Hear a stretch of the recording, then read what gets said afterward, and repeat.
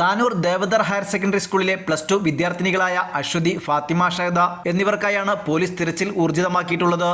ബുധനാഴ്ച പരീക്ഷയ്ക്കായി വീട്ടിൽ നിന്ന് സ്കൂളിലേക്ക് പോയ ഇരുവരെയും പിന്നീട് കാണാതാവുകയായിരുന്നു. ഇരുവരും പരീക്ഷയ്ക്ക് ഹാജരാകാതിരുന്ന വിവരം അധ്യാപകർ വീട്ടുകാരെ അറിയിക്കുകയായിരുന്നു. തുടർന്നാണ് താനൂർ പോലീസിൽ പരാതി നൽകിയത്.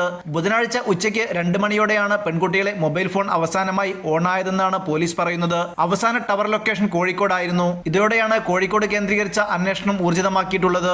അതിനിടെ ബുധനാഴ്ച ഉച്ചയ്ക്ക് 12:37 പെൺകുട്ടികൾ തിരൂർ റെയിൽവേ സ്റ്റേഷനിൽ എത്തിയതിന്റെ CCTV ദൃശ്യങ്ങളും പോലീസിന് ലഭിച്ചിട്ടുണ്ട്.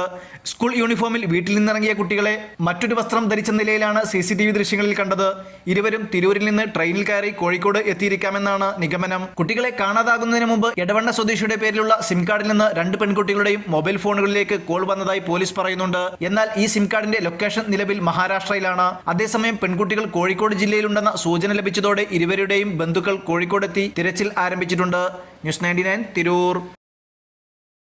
ഓരോ മുഹൂർത്തങ്ങൾക്കും അതിൻ്റെതായ സന്തോഷങ്ങളുണ്ട്. അതിൽ ചിലത് ഒരിക്കലും മറക്കാൻ പറ്റാത്തതും. Azad gold and diamonds, Thazhepalam, Tirur.